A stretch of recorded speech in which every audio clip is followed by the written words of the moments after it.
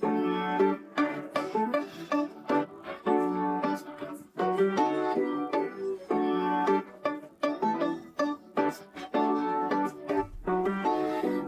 to Beyond the Pulpit, exploring the life and ministry of Walnut Creek Church downtown.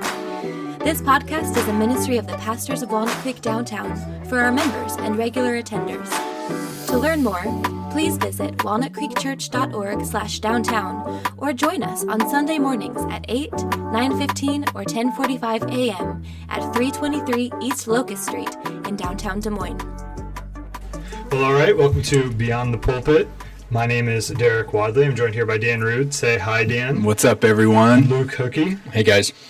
And we are joined today by Tim Lane. So say hi, Tim. Welcome. Hey, guys. Welcome, Tim.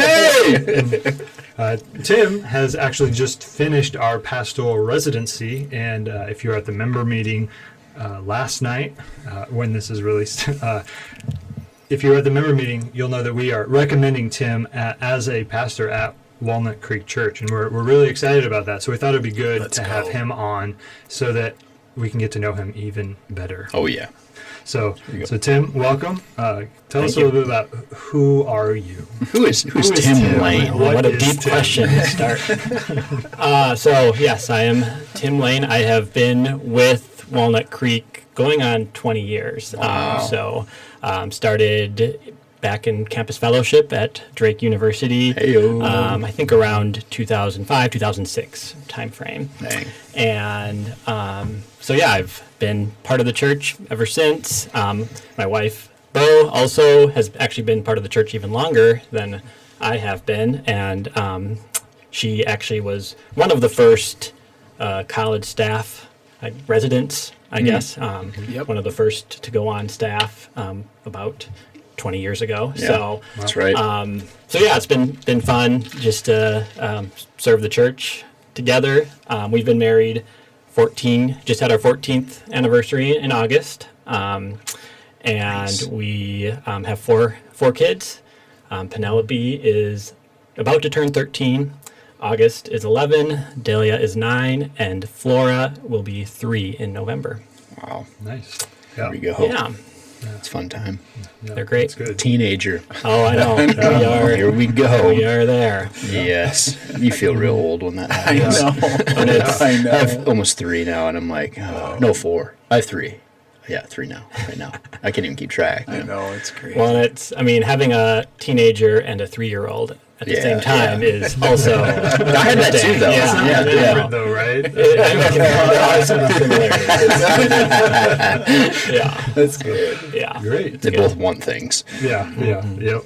So great. So that's good. So that's Tim in a nutshell. You know everything you need to know about him. So there's been this process that you've gone through over the course of a number of months and maybe even a year or so in order to get to this point. Mm-hmm. And so I think it probably would be good if we reminded people, what is the process for becoming a pastor at Walnut Creek Church? So Dan, how does someone become a pastor? Yeah, so that's a great question.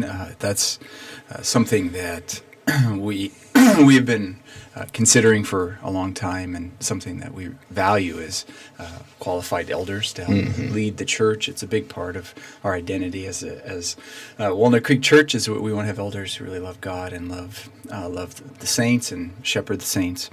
And so the recognition process is something that's very important to us. And so here are some of the steps.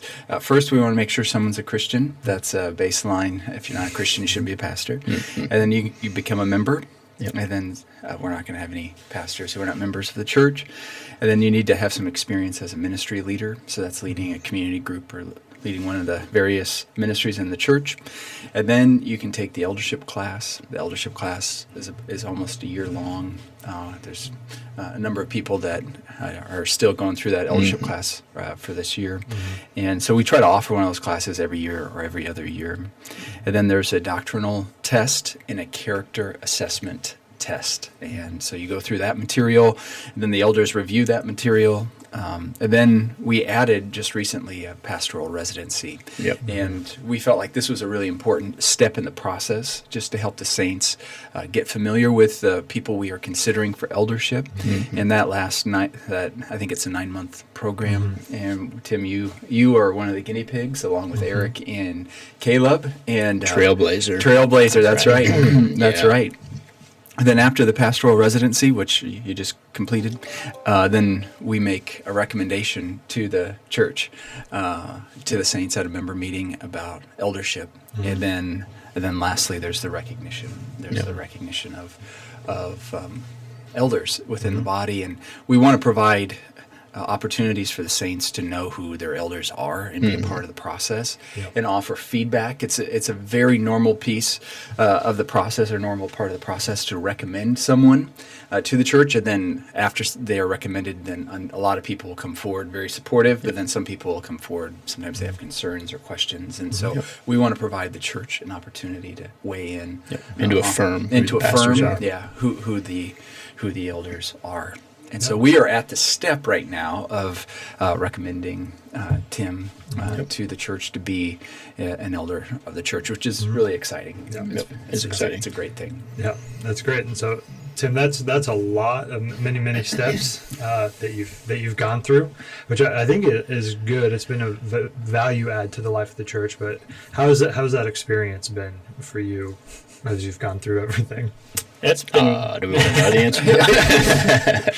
It's been great. I mean, I've really enjoyed the experience of getting to attend pastors' meetings and being at all the services on Sunday mornings. Kind of going through the kind of shadowing of the different roles of. On us, what it takes to put together a service on Sunday morning. And then also I think just the getting to know people better, members of the church, by being at all 3 services has been really helpful to put faces to names. And I think as the pastors at the pastors meetings, we've been praying through the member list, and so I think all of that has been really just helpful, I think, to understand what it looks like to lead and shepherd and be an elder of a church. I think the pastors' meetings, seeing how the pastors are, how they talk through things and make decisions, and I think I've been really encouraged by just seeing how everybody, all of the pastors, want to really uphold the Word of God in decision making and have unity across the elder team. And so I think there'd be so many times where it would be easier just to kind of whether it's just kind of ignore something or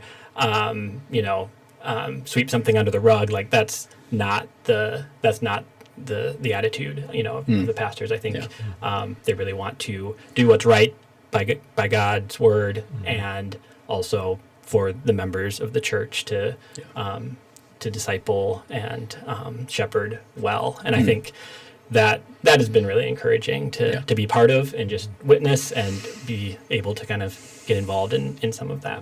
Yeah. It's been awesome having you in the meetings. I think just your perspective, it is helpful even to the point of, bivocational pastor is what you'll be bivocational, so working full-time, pastoring on the side. Side hustle. No, but I think having that perspective is really helpful, because a lot of us are more in a full-time position, or like in Derek's, you're working for the church full-time. And so having that perspective is beneficial to the team, and being able to make decisions and navigate the variety of issues that come up in shepherding the church. And so I know it's been a blessing to have you in those meetings and on the team. And so I'm excited in moving forward, for you to be in a spot of officially, I guess, recognized as an elder pastor in the church. So Thanks. Be good. And our hope is to build out the bivocational pastoral team. I mean, we're one pastoral team, but with many parts. Yeah, that's right. Many moving parts. But there are a number of people who are full time in pastoral ministry, and then there are people who are working full-time within the church, providing a lot of oversight and encouragement in a variety of areas, but not directly in shepherding the church. And then there are people who work part-time for the church. And I think something we had talked about several years ago is just the need and the opportunity to have men who are not employed by the church. They're in the trenches of ministry and loving their families and working hard at their job, raising their kids. We've talked about the opportunity to bring someone like yourself, Tim, into the eldership team, and then hopefully build that out more. And because sometimes when you're in full-time ministry, you can get a little bit too zoned in on what we're doing, and you don't understand what it's like to be on the other side of you. You know, what is it like? What is our leadership like, to a guy who's working hard and loving his family and working a job? And so there's a lot of other benefits, but that's one of the benefits, is just help rounding out our perspective as elders and helping to shepherd the saints. So we're excited that you'll be serving in that, Lord willing, you'll be serving in that capacity. Yeah, I'm excited too. I was actually talking to a brother at church, I think just this last Sunday, about he was asking a little bit about the residency, and I think what he had said was something to the effect of, I like that the church is normalizing kind of bivocational pastoring and having, people who have a full-time job who are also a pastor. And so I think, I was just thinking about the Apostle Paul was kind of the original bivocational pastor. That's right. Good company. Yeah, exactly. Yeah. I'm not Are you saying making I'm not saying tents? I'm the Paul of Walnut Creek by any But means. you're not saying Good point. Yes. But I think, it wasn't by necessity or coincidence that Paul, was a tent maker. I think it was a very strategic decision, to as a way to spread the gospel and plant more churches and reach the lost. So I think there's precedent for it in the Bible, Totally. and I think that this brother I was talking to could see that and was excited about this kind of idea of having a team of bivocational pastors in the future. So And I think, correct me, but I think it helps kind of envision other men. Oh, I could do that, because I think sometimes when everybody is full time or in more of that vein, the sacrifices are going to be a lot. It's a lot more, and so I think that becomes a thing where it's like, wait a minute, do I have to be full time to be a pastor? And no, and I think we want to continue to showcase, if you will, it's like that pastors can be bivocational, and so we want to continue to build that out, and I think gives a vision potentially for other guys like in that same boat. for sure. Yeah. Yeah, and I guess I didn't really when we did the intro, I didn't really talk about my full-time job, but I do. So I have a job for a financial services company based in Madison, Wisconsin. I lead a creative services team, so a little team of writers and designers. Then we create marketing collateral and for our business, so for our sales team, and a lot of presentations for our executives and leaders and things like that. So and I work from home, which is nice. I have a pretty flexible schedule, which also helps with being able to attend pastors' meetings and that kind of thing. But yeah, so that's a full-time job that keeps me busy. Great. Yeah. And so then outside of your full-time job, before you stepped into this process of becoming an elder, you were already doing a lot in the life of the church, serving the church, serving the saints. So what are some of those things that you have been doing in the life of the church over the last several years? Sure. So I've been leading a community group for Eternity. Probably, I don't know. Maybe Decades. 18 of the last 20 years, something like that, which has been a huge blessing. And, it's been, for the last several years, our community group has remained pretty steady, consistent, and have awesome friendships and relationships within our community group. We multiplied at one point a few years ago, but we've kind of remained one big community group in some ways. We do a lot of things together in our kind of our social activities and fellowship. So been leading in that capacity. And then Bo and I also have been part of the premarital counseling team. So we've had the blessing of being able to do premarital counseling with, probably 5 or 6 couples at this point. We've been doing it for the last at least two years or so. And prior to that, we did re-engage and also facilitated a few re-engage groups. So that's been a wonderful opportunity for Bo and I to work on our own marriage, as we kind of help others prepare for marriage or, work on theirs. So, and again, another great way to get to know people better. Totally. And then, served in kids ministry for a while, a few years back when we had a Saturday night service. I was one of the Saturday night kids class teachers at one point. And, there we go. I don't know. I think those are kind of the main things. Pretty involved. Welcome Center. Welcome Center, Center. helping us kind of coordinate and track down volunteers for that. Right. Yeah. Kind of Often there. Right. Yeah. The 9:15 service. I guess I am the organizer of greeters and Welcome Center people for that service. So Yep. Cool. That's great. Yeah. So it's a real exciting thing to have you on the team, in a much more formal way to get your perspective. There is a lot that you will bring to the table, not being kind of bogged down in like the weeds of even the logistics of the church by being able to go out and work somewhere else and all of that. It brings a very unique perspective, and so I think we're going to be really lucky to have that. And we keep I think jumping around a few different words.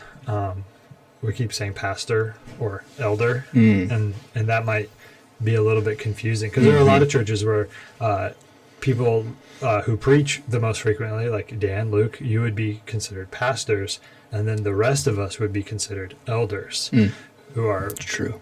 But that's not what we mean when we say those words. Right. We're not talking about two different things, are we? No. So that's a really good question.